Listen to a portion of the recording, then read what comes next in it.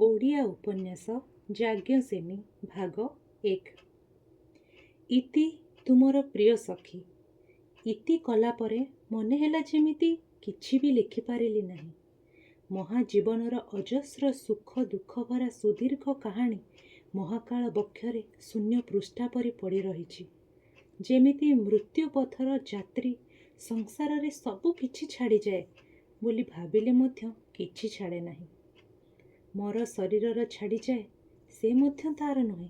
ଆତ୍ମା ଉଡ଼ିଯାଏ, ସେ ମଧ୍ୟ ତାର ନୁହେଁ। ଆକାଶ ଯେମିତି ଆଦି ଅନ୍ତ ନାହିଁ, ସମୁଦ୍ରର ଯେମିତି କ୍ଷୟକ୍ଷତି ନାହିଁ, ବୃଦ୍ଧି ନାହିଁ, ସୂର୍ଯ୍ୟର ଯେମିତି ଉଦୟ ନାହିଁ, ଅସ୍ତ ନାହିଁ, ମନୋକାମନାର ସେମିତି ପୁଣ୍ୟ ନାହିଁ, ଶୂନ୍ୟତା ନାହିଁ, ଆମ ସମ୍ପର୍କର ବି ସେମିତି ସଂଜ୍ଞା ନାହିଁ, ଶେଷ କଥା ନାହିଁ। ତେଣୁ ଏଇ ସାମାନ୍ୟ ପତ୍ର ଖଣ୍ଡିକରେ ଶେଷ କଥା କହିବି କିପରି? ଜୀବନର ସବୁ କଥା କହିବା ପରେ ବି ଶେଷ କଥା ରହିଯାଏ। ସବୁ କିଛି ପାଇବା ପରେ ବି ପୂର୍ଣ୍ଣତା ରହିଯାଏ। ସବୁ କିଛି ଇତି ହୋଇଗଲା ପରେ ବି ଆରମ୍ଭ ବାକି ରହିଯାଏ। କାହାର ଆରମ୍ଭ, କାହାର ଶେଷ? ଯିଏ ସୃଷ୍ଟି ସେଇ ତ ପ୍ରଳୟ, ଯିଏ ପ୍ରାରମ୍ଭ ସେଇ ତ ବିଲୟ। ସେ ମହାକାଳ, ସେ ଅନାଦି, ସେ ଅନନ୍ତ। ଯେପରି ବାୟୁ ପୁଷ୍ପର ଗନ୍ଧ ଆହରଣ କରେ, ସେହିପରି କାହାର ମଧୁର ଗନ୍ଧ ଅନୁସରି ଜୀବ ଏ ଦେହକୁ ଛାଡ଼ିଯାଏ। କେଉଁଠିକୁ ଯାଏ? କେଉଁଠାରୁ ଆସେ? କାମ, କ୍ରୋଧ, ଲୋଭ ନର୍କର ଦ୍ୱାର ଅଟେ। ହେ ଈଶ୍ୱର, ଅବଶେଷରେ କ'ଣ ଏ ନର୍କବାସ? କିନ୍ତୁ କାହିଁକି? ମୃତ୍ୟୁର ଶୀତଳ ହାତ ଜୀବାତ୍ମାକୁ ଜଡ଼ କରିଦେବାର ଶେଷ ମୁହୂର୍ତ୍ତ ପର୍ଯ୍ୟନ୍ତ ଜୀବନର ଶେଷ କଥା କହିବା ପାଇଁ ଚେଷ୍ଟା କଲେ ସଂଶୟର ଶେଷ କ'ଣ ସମ୍ଭବ ହେବ? ହିମାଳୟ ମେରୁଗିରିର ସ୍ୱର୍ଣ୍ଣ ରେଣୁ ପାଦ ତଳୁ ଖସି ଖସି ଯାଉଛି। ପାଦ ଦୁଇଟିରେ ଆଉ କିଛି ଅନୁଭୂତି ହେଉନି। ଯେଉଁମାନଙ୍କୁ ଅନୁସରଣ କରି ସାରା ଜୀବନ ଏଇ କୋମଳ ପାଦ ଦୁଇଟିରେ ରକ୍ତ ଝରାଉଥିଲା, ବ୍ୟଥା ପାଇଥିଲା, ସେମାନେ କିଏ କୁଆଡ଼େ ଚାଲିଗଲେଣି। ଥରଟିଏ ଆହାପ କହି ପଛକୁ ଫେରି ଚାହିଁଲେ ନାହିଁ। ସେମିତି ଆହାପଦରେ ସେମାନଙ୍କର ସ୍ୱର୍ଗ ପ୍ରାପ୍ତି କ'ଣ ବାଧାପ୍ରାପ୍ତ ହୋଇଥାନ୍ତା? କିଏ ଚାହିଁଥିଲା ସ୍ୱର୍ଗ? କିଏ ଚାହିଁଥିଲା ରାଜ୍ୟ? କିଏ ଚାହିଁଥିଲା ଯୁଦ୍ଧ? ସମସ୍ତ କାରଣର କାରଣ ଜଣେ ଥାଉ ଥାଉ ସବୁ ଦୋଷ ମୋରି ଉପରେ ଢାଳି ଦେଇ ସେମାନେ ଚାଲିଗଲେ, ମୃତ୍ୟୁ ଦ୍ୱାରରେ ମୋତେ ଛାଡ଼ିଦେଇ। ନିର୍ବୋଧ ପିଲାକୁ ଖେଳଣା ଦେଇ ପରକ୍ଷଣରେ ଛଡ଼ାଇ ନେଇ ଖନ୍ଦାଇବା ପରି ସବୁ ନେଇଯିବାର ଏ ପ୍ରହସନ କାହିଁକି? ଯିଏ ହାତ ପତାଇ ମାଗେ ତା ସଙ୍ଗେ ଖେଳିବାକୁ ଇଚ୍ଛା ହୁଏ। ଯିଏ କିଛି ମାଗେ ନାହିଁ, ତା ସାଙ୍ଗେ ଏ ଖେଳର ନାମ ନିଷ୍ଠୁରତା ବ୍ୟତୀତ ଅନ୍ୟ କ'ଣ ହୋଇପାରେ? ଯିଏ କ୍ଷରଠାରୁ ପୃଥକ୍, ଅକ୍ଷରଠାରୁ ଶ୍ରେଷ୍ଠ, ଯେ ପୁରୁଷୋତ୍ତମ, ସମସ୍ତ ଦେୟ ପଦାର୍ଥର ଯିଏ ଦାତା, ଯିଏ ପରମ ଆନନ୍ଦର ଅଧିକାରୀ, ସେ କାହିଁକି ଏପରି ଖେଳନ୍ତି? ସେ କେମିତି ନିଷ୍ଠୁର ହୋଇପାରନ୍ତି? ଯିଏ ସମସ୍ତ ଜଡ଼ ଜୀବାତ୍ମା ଭିତରେ ଅଛନ୍ତି, ସେ କାହାକୁ ଦିଅନ୍ତି, କାହାଠାରୁ ଛଡ଼େଇ ନିଅନ୍ତି। ପାଦ ତଳୁ ପ୍ରାଣ ଛାଡ଼ି ଛାଡ଼ି ଆସୁଛି। ଯେଉଁମାନେ ସାଙ୍ଗରେ ଥିଲେ ସେମାନେ ସ୍ୱର୍ଗ ପଥରେ ଆଗେଇ ଗଲେଣି। ମହାଶୂନ୍ୟ ଭିତରେ ସବୁ ଶୂନ୍ୟ ଶୂନ୍ୟ ଲାଗୁଛି। ତଥାପି ସାରା ଜୀବନର ସଞ୍ଚିତ ଅଭିମାନ ମୋହମର ଦୁର୍ଗ ଭଳି ମୃତ୍ୟୁ ପଥରେ ଝରୁଛି। ପ୍ରଶ୍ନ ପରେ ପ୍ରଶ୍ନ ହୃଦୟ ତଟରେ ଧକ୍କା ଖାଉଛି। ତେବେ ବି ଶେଷ କଥା କହିଦେଲା ନାହିଁ। ଚିଠିଟା ଇତି କରିସାରିଛି। ମୃତ୍ୟୁ ପଥରେ ମୁହୂର୍ତ୍ତ ମୁହୂର୍ତ୍ତ ଆଗେଇ ଯାଉ ଯାଉ ପୁଣି ଥରେ ପଢ଼ିବାକୁ ଆରମ୍ଭ କଲିଣି। ଅନନ୍ତ, ଅବ୍ୟୟ ଜୀବନ ଜିଜ୍ଞାସା ବୋଧହୁଏ ଏହି ସୃଷ୍ଟିର ରହସ୍ୟ। ତେଣୁ ଜୀବନର ବିସ୍ତୃତ ଅନୁଭୂତି ସତ୍ତ୍ୱେ ଜୀବନ ସୁଖ ଦୁଃଖ, ସମ୍ପଦ ମିଳନ ବିରହ, ଜନ୍ମ ମରଣ ରହସ୍ୟ ଭିତରେ ରହିଯାଏ। ହୃଦୟର ରକ୍ତରେ ନିଜ ଲେଖା ଏଇ ଚିଠି ଖଣ୍ଡିକ ହିଁ ଆଜି ମୃତ୍ୟୁପଥର ସହଚାରୀ। ନିଜ ଲେଖା ଚିଠିଟି ପୁନର୍ବାର ପଢ଼ୁ ପଢ଼ୁ ଯଦି ମୋର ଆତ୍ମା ଶରୀରକୁ ଛାଡ଼ିଯାଏ, ତେବେ ଜାଣିବ ଚିଠିର ପ୍ରାପ୍ତକର୍ତ୍ତା ତମେ, ପ୍ରିୟ ସଖା ଗୋବିନ୍ଦ। ହେ ପୁରୁଷ ଶ୍ରେଷ୍ଠ, ହେ ମଧୁସୂଦନ, ତୁମକୁ କୃଷ୍ଣାର ପ୍ରଣାମ। ସାରା ଜୀବନର ଯେତେ ଅଭିମାନ ଆଉ ଯେତେ ଅଭିଯୋଗ ଆଜି ଅନ୍ତିମ ମୁହୂର୍ତ୍ତରେ ବାଢ଼ି ଦେଉଛି। ସେତିକି ନ କଲେ ଜୀବନରେ ଅବଶୋଷ ରହିଯିବ। ଧର୍ମ ରକ୍ଷା ପାଇଁ ସାରା ଜୀବନ କେତେ ବା ନିର୍ଯାତନା ମୁଁ ନ ସହିଛି।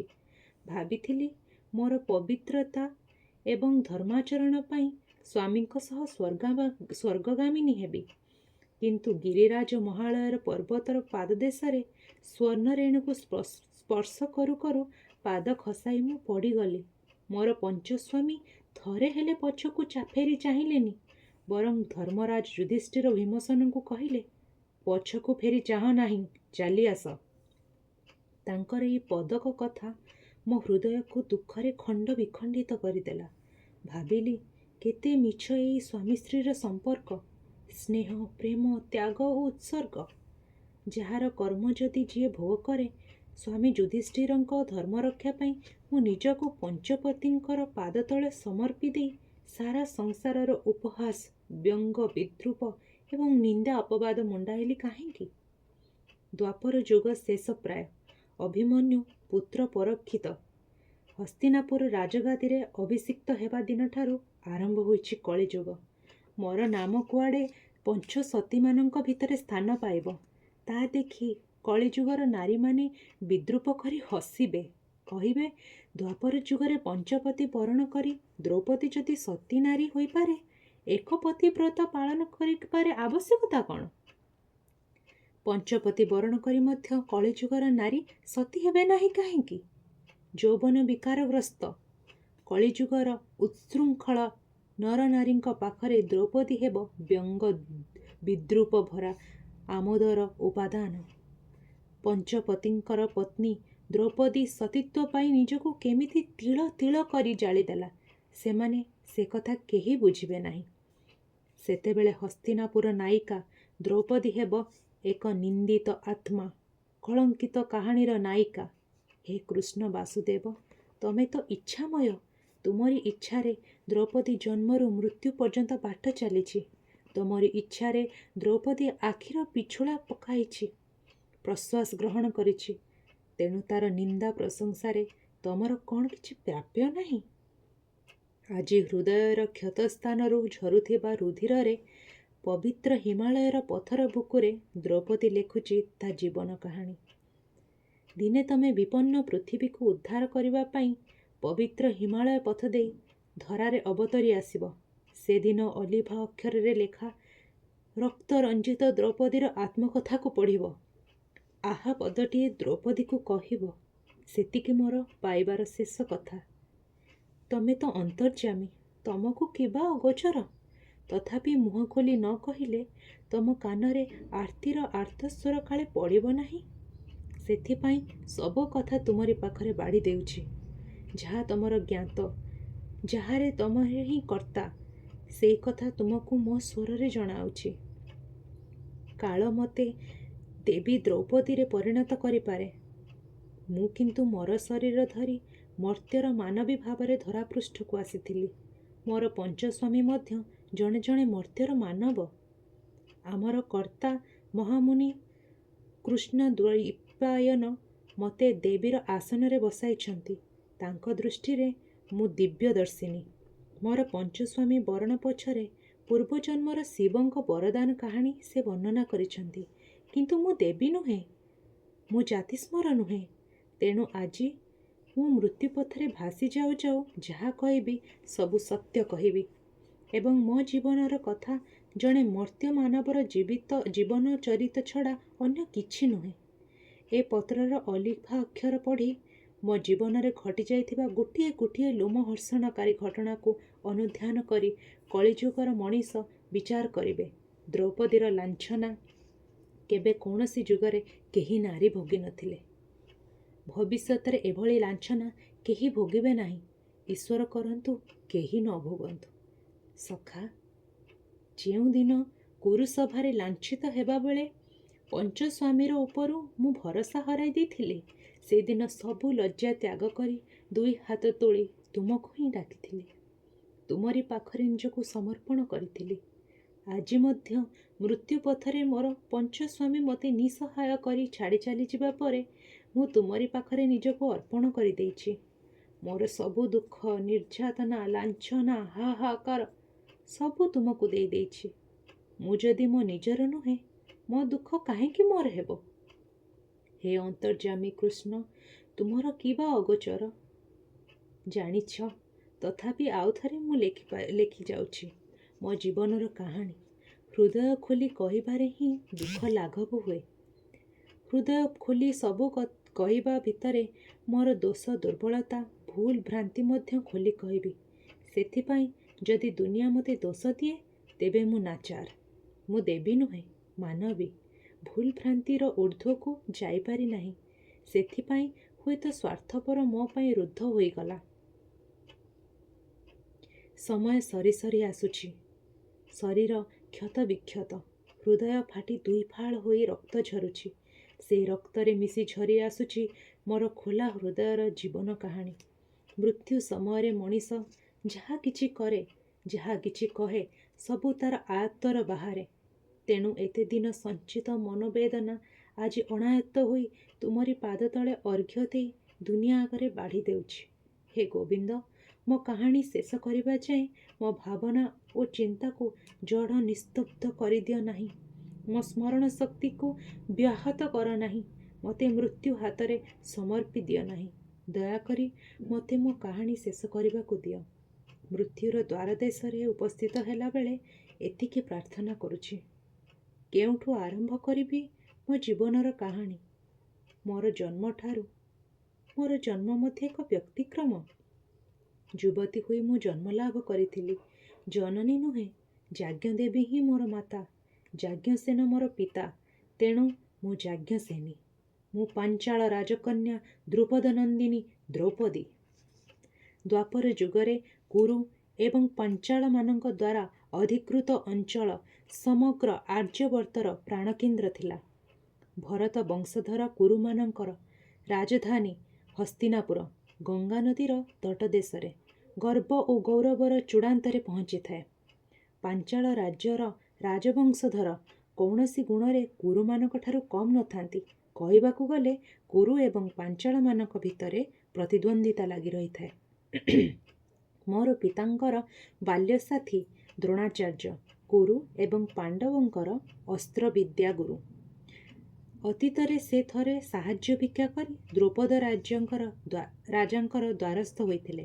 ପିତା ସେଦିନ ତାଙ୍କୁ ଉପହାସ କରି କହିଥିଲେ, ଜଣେ ଭିକ୍ଷୁକ ବ୍ରାହ୍ମଣ ପୁଣି ଆଉ ଜଣେ ରାଜାର ବନ୍ଧୁ ହୋଇପାରେ? ସମାସ୍କନ୍ଦ ବ୍ୟକ୍ତି ମଧ୍ୟରେ କେବଳ ବନ୍ଧୁତା ସମ୍ଭବ। ଦ୍ରୋଣାଚାର୍ଯ୍ୟ ଅପମାନିତ ହୋଇ ଫେରିଯିବା ପରେ ହସ୍ତିନାପୁରରେ କୁରୁ ପାଣ୍ଡବମାନଙ୍କ ଗୁରୁ ଭାବରେ ନିଯୁକ୍ତି ପାଇଲେ। ତାଙ୍କ ହୃଦୟରେ ସେଦିନ ସେହି ଅପମାନ ତେବେ ବି ହୁତାସନ ହୋଇ ଜଳୁଥାଏ। ପଣ୍ଡୁପୁତ୍ର ପାଣ୍ଡବଙ୍କର ଅସ୍ତ୍ର ଶିକ୍ଷା ସମାପ୍ତ ହୁଅନ୍ତେ ଗୁରୁ ଦ୍ରୋଣ ଦକ୍ଷିଣା ସ୍ୱରୂପ ଦ୍ରୌପଦ ରାଜ୍ୟକୁ ବାନ୍ଧି ଆଣି ତାଙ୍କ ପାଦତଳେ ସମର୍ପି ଦେବାକୁ ଆଦେଶ ଦେଲେ। ତୃତୀୟ ପାଣ୍ଡବ ଅର୍ଜୁନ ଦ୍ରୋଣଙ୍କର ପ୍ରିୟତମ ଶିଷ୍ୟ। ଧନୁବିଦ୍ୟାରେ ସେ ପାରଦର୍ଶିତା ଲାଭ କରିଥାନ୍ତି। ରାଧାପୁତ୍ର କର୍ଣ୍ଣଙ୍କୁ ବାଦ୍ ଦେଲେ ଧନୁର୍ବିଦ୍ୟାରେ ତାଙ୍କ ସମକକ୍ଷ ଯୋଦ୍ଧା ସମଗ୍ର ଆର୍ଯ୍ୟବର୍ତ୍ତରେ କେହି ନଥାନ୍ତି। ପାଣ୍ଡବମାନଙ୍କ ପକ୍ଷେ ପାଞ୍ଚାଳ ରାଜା ଦ୍ରୌପଦଙ୍କୁ ବାନ୍ଧି ଆଣିବା କିବା କଥା? ଦ୍ରୋଣଙ୍କର ପଟଶିଷ୍ୟ ଅର୍ଜୁନ ମୋର ପିତା ଦ୍ରୁପଦଙ୍କୁ ବାନ୍ଧି ଆଣି ଦ୍ରୋଣଙ୍କ ସମକ୍ଷରେ ଉପସ୍ଥିତ କଲେ। ଦ୍ରୋଣାଚାର୍ଯ୍ୟ ପିତାଙ୍କର ସେଦିନ ଅପମାନକୁ ଫେରାଇ ଦେଇ ବିଦ୍ରୂପ ଭରା କଣ୍ଠରେ କହିଲେ, ରାଜା ହିଁ କେବଳ ରାଜାର ବନ୍ଧୁ ହୋଇପାରେ। ତମେ କିନ୍ତୁ ଆଜି ରାଜ୍ୟହରା, ନିଃସ୍ୱ।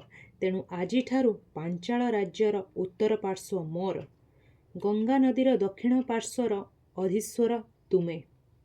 ବର୍ତ୍ତମାନ ଆମେ ଦୁହେଁ ସମାସ୍କନ୍ଦ ବ୍ୟକ୍ତି।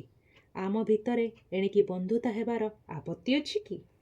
ନିରୁପାୟ ଦ୍ରୁପଦ ରାଜା ସେଦିନ ରାଜ୍ୟର ଅର୍ଦ୍ଧେକ ହରାଇ ଦ୍ରୋଣଙ୍କ ସାଙ୍ଗରେ କପଟ ବନ୍ଧୁତାର ହାତ ମିଳାଇ ବାହୁଡ଼ି ଗଲେ।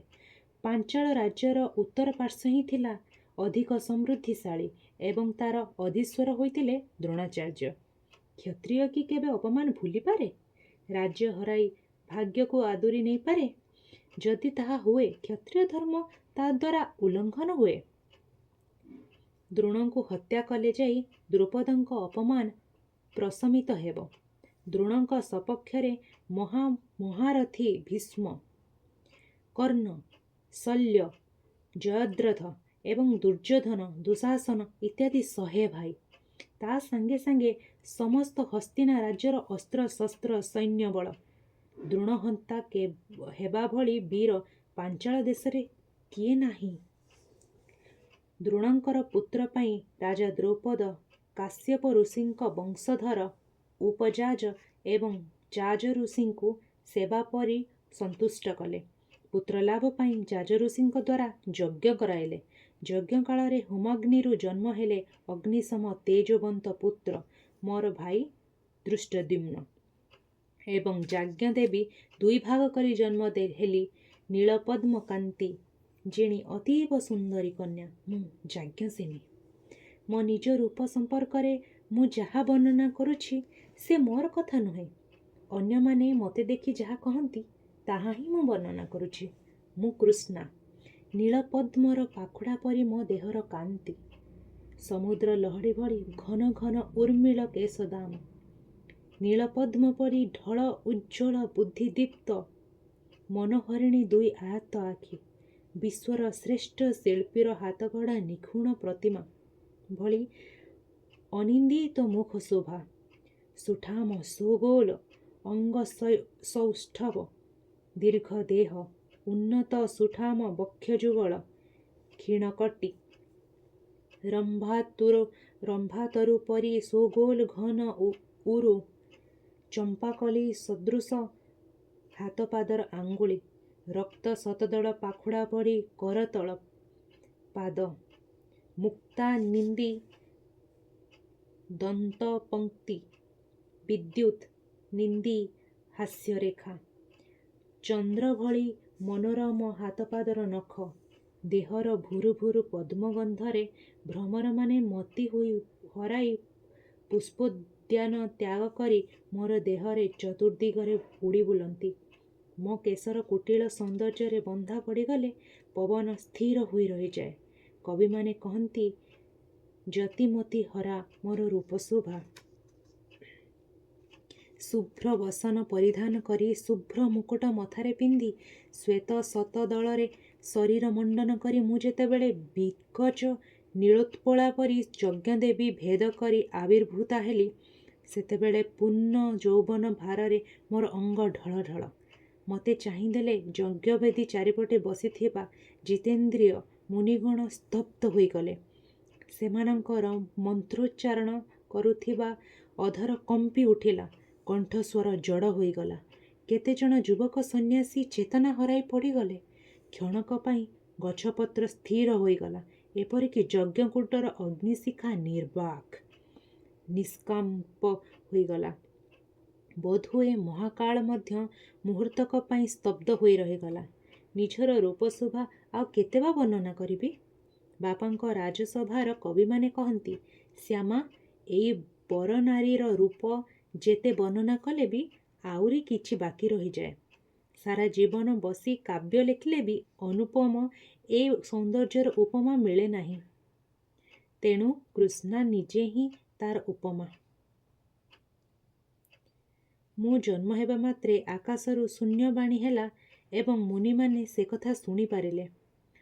ଯାଜ ଋଷି ପିତା ଦ୍ରୌପଦଙ୍କୁ କହିଲେ, ଏ କନ୍ୟା ତୁମ୍ଭ ଅପମାନର ପ୍ରତିଶୋଧ ନେବା ପାଇଁ ଜନ୍ମଲାଭ କରିଛି। ତୁମ୍ଭ ପ୍ରତିଜ୍ଞା ପୂର୍ଣ୍ଣ କରିବା ପାଇଁ ଆବିର୍ଭୂତା ହୋଇଛି। ଏ କନ୍ୟା ଯୋଗୁଁ ପୃଥିବୀରେ ଧର୍ମରକ୍ଷା ହେବା ସଙ୍ଗେ ସଙ୍ଗେ ଅନେକ କ୍ଷତ୍ରିୟ ନାଶ ହେବେ। ଏ କନ୍ୟା ହେବ କୌରବନାଶିନୀ। ଈଶ୍ୱର ମୋତେ ଦେଇଥିଲେ ଏକ ଅପୂର୍ବ ଲାବଣ୍ୟମୟ ଶରୀର ଏବଂ ପ୍ରୀତିପୂର୍ଣ୍ଣ ବିଳାସ ଏକ ହୃଦୟ। ମୋର ସୁନ୍ଦର ନୟନ ମେଲି ଏଇ ସୁନ୍ଦର ପୃଥିବୀକୁ ପ୍ରୀତିପୂର୍ଣ୍ଣ ନେତ୍ରରେ ମୁଁ ଯେତେବେଳେ ଅବଲୋକନ କରୁଥିଲି ସେତେବେଳେ ଯାଜ ତପଶ୍ଚାରୀଙ୍କ ବାଣୀରେ କର୍ଣ୍ଣଗୋଚର ହେଲା। ବାରମ୍ବାର ହୃଦୟ ଭିତରେ ପ୍ରତିଧ୍ୱନିତ ହେଲା ସେ ଗୋଟିଏ କଥା, ମୋର ଜନ୍ମ ପିତାଙ୍କର ଔରସରୁ ନୁହେଁ, ତାଙ୍କର ପ୍ରତିଜ୍ଞା ପୂରଣ ନିମନ୍ତେ ଆୟୋଜିତ ଯଜ୍ଞ ଦେବୀରୁ। ଜନ୍ମ ପୂର୍ବରୁ ହିଁ ମୁଁ ପିତାଙ୍କ ଅପମାନର ପ୍ରତିଶୋଧ ନେବା ପାଇଁ ପ୍ରତିଜ୍ଞାବଦ୍ଧ। ଏ ପୃଥିବୀରେ ଧର୍ମରକ୍ଷା ଏବଂ ଦୁଷ୍ଟ ନାଶନ ପାଇଁ ମୁଁ ହିଁ ହେବି ଅସ୍ତ୍ର ଏବଂ ସେଥିପାଇଁ ମୁଁ ଏ ପୃଥିବୀକୁ ଆସିଛି। ଭାବିଲି କାଳେ କାଳେ ପୃଥିବୀରେ ଧର୍ମରକ୍ଷା ଏବଂ ଦୁଷ୍ଟ ସଂହାର ପାଇଁ ଜଣେ ନାରୀ ହିଁ ମାଧ୍ୟମ ହେବା କ'ଣ ଏକାନ୍ତ ଅପରିହାର୍ଯ୍ୟ? ନାରୀ ହିଁ କ'ଣ ସୃଷ୍ଟି ଏବଂ ବିନାଶର କାରଣ? ଦିନେ ଲଙ୍କାପୁରୀ ଧ୍ୱଂସ ଏବଂ ରାମରାଜ୍ୟ ପ୍ରତିଷ୍ଠା ପାଇଁ ସତୀ ସୀତାଙ୍କୁ ହିଁ ମାଧ୍ୟମ ହେବା ପାଇଁ ପଡ଼ିଥିଲା। ସେଥିପାଇଁ ତାଙ୍କ ଜୀବନରେ ସବୁ ଦୁଃଖ ସମ୍ଭୋଗକୁ ତ୍ୟାଗ କରି ସବୁ ସୁଖ ସମ୍ଭୋଗକୁ ତ୍ୟାଗ କରି ସେ ହୋଇଥିଲେ ଅରଣ୍ୟବାସିନୀ। ପୁଣି ଦୁଷ୍ଟ ରାବଣର ପାପ ଆଶା ତାଙ୍କୁ ଅଶୋକ ବନରେ ବନ୍ଦିନୀ କରି ବହୁ ଲାଞ୍ଛନ ଏବଂ ଦୁଃଖ ଦେଇଥିଲା। ଅବଶେଷରେ ପୃଥିବୀରେ ଧର୍ମ ପୁନଃ ପ୍ରତିଷ୍ଠା ହୋଇଥିଲା। ରାବଣ ବିନାଶ ଏବଂ ଲଙ୍କାପୁରୀର ଧ୍ୱଂସ ପାଇଁ ସୀତା ହିଁ ହୋଇଥିଲେ ଏକମାତ୍ର ଉପଲକ୍ଷ୍ୟ। ରାମରାଜ୍ୟ ପ୍ରତିଷ୍ଠା ହୋଇଥିଲା। ପ୍ରଭୁ ରାମଚନ୍ଦ୍ରଙ୍କ ଜନ୍ମର ଉଦ୍ଦେଶ୍ୟ ପୂର୍ଣ୍ଣ ହୋଇଥିଲା। କିନ୍ତୁ ଅବଶେଷରେ ସତୀ ସୀତା ପାଇଲେ କ'ଣ? ରାମଙ୍କ ଦ୍ୱାରା ନିର୍ବାସନ ଦଣ୍ଡ ଏବଂ ଶେଷରେ ସର୍ବ ସମକ୍ଷରେ ସତୀତ୍ୱର ପରୀକ୍ଷା ଦେବା ପାଇଁ ଅଗ୍ନି ପରୀକ୍ଷା। ତାଙ୍କ ଲାଞ୍ଛନାରେ ଧରିତ୍ରୀ ଦୁଇଫାଳ ହୋଇ ଫାଟି ଯାଇଥିଲା ଏବଂ ସତୀ ସୀତା ନିଜର ଦୁଃଖ ଲଜ୍ଜା ଅପମାନ ଏବଂ ଲାଞ୍ଛନା ଲୁଚାଇବା ପାଇଁ ଧରିତ୍ରୀ କୋଳରେ ଗୋପ୍ୟ ହୋଇଯାଇଥିଲେ। ଏତିକି ଭାବିବା ମାତ୍ରେ ହୃଦୟ ଥରି ଉଠିଲା। ଧର୍ମରକ୍ଷା ଏବଂ କୌରବ ନାଶନ ପାଇଁ ମୋର ଜନ୍ମ। ସୁଖ କଳ୍ପନାରେ ହଜି ଯାଉ ଯାଉ ମୋ ମନ ଉପରେ ଅଜଣା ଶଙ୍କାର କଳାମେଘ ନଇଁ ଆସିଲା। ହାତ ଯୋଡ଼ି ଆଖି ବୁଜି ପ୍ରାର୍ଥନା କଲି, ହେ ଈଶ୍ୱର, ପୃଥିବୀର ଧର୍ମରକ୍ଷା ପାଇଁ ଯଦି ମୋର ଜନ୍ମ, ତେବେ ସେଥିପାଇଁ ଯେତେ ଦୁଃଖ ଅପମାନ ଲାଞ୍ଛନା ଦେବ ଦିଅ, କିନ୍ତୁ ତାକୁ ସହିବା ପାଇଁ ଶକ୍ତି ଦିଅ। ମୋର ଧ୍ୟାନରତ ମୂର୍ତ୍ତିକୁ ଚାହିଁ ପିତା ପ୍ରୀତ ହେଲେ। ମୋର କପାଳରେ ଆଶୀର୍ବାଦର ହାତ ରଖି କହିଲେ, ଯାଜ୍ଞସେନୀ, ତୁ ହିଁ ପିତୃ ଅପମାନର ପ୍ରତିଶୋଧ ନେବୁ। ସେଥିପାଇଁ ତମ ଦୁହିଁଙ୍କର ଯଜ୍ଞବେଦୀରୁ ଏବଂ ହୋମ ଅଗ୍ନିରୁ ଜନ୍ମ। ମୋର ଯଜ୍ଞ ସାର୍ଥକ ହୋଇଛି। ପିତାଙ୍କର ପାଦ ସ୍ପର୍ଶ କରି କହିଲି, ପିତା, ଆପଣଙ୍କ ଇଚ୍ଛା ପୂର୍ଣ୍ଣ ହେବା ହିଁ ହେବ ମୋର ଦୁହିତା ଧର୍ମ। ମୋତେ ଆଶୀର୍ବାଦ କରନ୍ତୁ। ପିତା କିଛି ଉଚ୍ଚାରଣ କଲେ ନାହିଁ। ତାଙ୍କ ଚକ୍ଷୁରୁ ଅଶ୍ରୁଧାରା ଝରି ପଡ଼ିଲା ମୋ କପାଳରେ। ଦ୍ରୋଣଙ୍କ ଅପମାନର ଜ୍ୱାଳାରେ ତେବେ ବି ତାଙ୍କ ହୃଦୟ ଭିତରେ ପ୍ରତିଶୋଧର ନିଆଁ ଜଳୁଥାଏ। ମୁଁ ପ୍ରତିଜ୍ଞା କଲି, ଦରକାର ହେଲେ ସେ ନିଆଁକୁ ମୋ ଜୀବନର ଅଶ୍ରୁବିନ୍ଦୁ ଢାଳି ନିର୍ବାପିତ କରିବେ। ଆମ ଦୁହିଁଙ୍କର ନାମକରଣ ଉତ୍ସବ ଅନୁଷ୍ଠିତ ହେଲା। ମୋର ଭାଇ ଜନ୍ମ ସମୟରେ କବଚ ଏବଂ କୁଣ୍ଡଳ ଧାରଣ କରି ଜନ୍ମଲାଭ କରିଥିଲା ଏବଂ ଅତ୍ୟନ୍ତ ତେଜସ୍ୱୀ ଗୁଣ ତାଙ୍କଠାରେ ସ୍ପଷ୍ଟ ହୋଇ ବାରି ପଡ଼ୁଥିଲା। ଯାଜ ଋଷି କହିଲେ, ଏ ପୁତ୍ର ଅଗ୍ନିରୁ ଜାତ ହୋଇଛି। ଏହି ଯଶସ୍କର ପୁତ୍ର ଦ୍ରୋଣକୁ ନିଧନ କରିବ। ଏହା ନାମ ହେଉ ଧୃଷ୍ଟଦ୍ୟୁମ୍ନ। ମୋ ଆଡ଼କୁ ସ୍ନେହପୂର୍ଣ୍ଣ ଦୃଷ୍ଟିରେ ଚାହିଁ ଯାଜ ଋଷି କହିଲେ, ଦ୍ରୁପଦ ଦୁହିତା, ଏଇ ଶ୍ୟାମାଙ୍ଗିନୀର ଶ୍ରଦ୍ଧା ନାମ ହେଉ କୃଷ୍ଣା। କୃଷ୍ଣା? କୃଷ୍ଣ ଏବଂ କୃଷ୍ଣା? କି ସୁନ୍ଦର! ମୋ ପିତା ଏତିକି ମାତ୍ର ଉଚ୍ଚାରଣ କରି ନୀଳ ଆକାଶରେ ଦୃଷ୍ଟି ନିବଦ୍ଧ କରି ଭାବାବିଷ୍ଟ ହେଲେ। ତାଙ୍କ ମୁହଁରେ ଅପୂର୍ବ ଆନନ୍ଦର ଏକ ଆଭା ଉଜ୍ଜ୍ୱଳି ଉଠିଲା। ପିତାଙ୍କର ଆନନ୍ଦ ମୋ ମୁହଁକୁ ସଞ୍ଚରି ଆସିଲା। ଭାବିଲି, କିଏ ଏଇ କୃଷ୍ଣ, ଯାହାର ନାମ ମଧ୍ୟ ଏତେ ଅମୃତମୟ? ପିତା ଅସ୍ପଷ୍ଟ କଣ୍ଠରେ କହିଲେ, ହେ କୃଷ୍ଣ, ମୋ କୃଷ୍ଣାକୁ ତମରି ହାତରେ ହିଁ ସମର୍ପଣ କରିବି। ତମେ ହିଁ ତ ସମଗ୍ର ଆର୍ଯ୍ୟବର୍ତ୍ତରେ ପୁରୁଷ ଶ୍ରେଷ୍ଠ। ବୀର ଏବଂ ଧର୍ମ ସଂସ୍ଥାପନ ହିଁ ତମ ଜୀବନର ଲକ୍ଷ୍ୟ। ତମେ ଗର୍ଭଭଞ୍ଜନ ଗୋବିନ୍ଦ। କୃଷ୍ଣାକୁ ତମରି ହାତରେ ଅର୍ପଣ କଲେ ତମେ ମୋର ହୃତ ସମ୍ମାନ ଫେରାଇ ଆଣିବାରେ ସହାୟକ ହେବ। କେବଳ ସେଥିପାଇଁ ତ କୃଷ୍ଣାର ଜନ୍ମ। ଏ ଅନନୁଭୂତ ଶିହରଣରେ ମୋ ଶରୀର ରୋମାଞ୍ଚିତ ହୋଇଗଲା। ଅଙ୍ଗେ ଅଙ୍ଗେ ଜାଳିଲା ଅକଳ୍ପିତ ପୁଲକ। ଆର୍ଯ୍ୟବର୍ତ୍ତର ଶ୍ରେଷ୍ଠ ପୁରୁଷ, ଶ୍ରେଷ୍ଠ ଯୋଦ୍ଧା ଏବଂ ଧର୍ମ ସଂସ୍ଥାପକ ଯେଉଁ ପୁରୁଷ, ସେ କାହାର ବା କାମ୍ୟ ନୁହନ୍ତି? ତା ଛଡ଼ା ମୋ ଜୀବନର କିଛି ସ୍ୱତନ୍ତ୍ର କାମନା ନାହିଁ। ପିତାଙ୍କର ଯିଏ କାମ୍ୟ, ମୋର ମଧ୍ୟ ସେ କାମ୍ୟ। କ୍ଷଣକ ପୂର୍ବରୁ ମୁଁ ପିତାଙ୍କ ପାଖରେ ପ୍ରତିଜ୍ଞାବଦ୍ଧ ହୋଇଛି। ତେଣୁ ମୁଁ କୃଷ୍ଣଙ୍କ ପାଖରେ ସମର୍ପିତା। ବାସ୍ତବରେ ତା ନ ହୋଇଥିଲେ ଯାଜ ଋଷି ମୋର ଏପରି ନାମକରଣ କରିଥାନ୍ତେ ବା କାହିଁକି? କୃଷ୍ଣ ଏବଂ କୃଷ୍ଣା ଏକ ସ୍ୱର୍ଗୀୟ ପବିତ୍ର ମଧୁର ପ୍ରେମଧାରାରେ ମୋର ହୃଦୟ ହେଲା ପ୍ଲାବିତ, ଚକ୍ଷୁ ହେଲା ଆନନ୍ଦାଶ୍ରୁରେ ଛଳ ଛଳ। ଅଥଚ ମୁଁ ଜାଣିନା କିଏ ଏ ପରମ ପୁରୁଷ କୃଷ୍ଣ।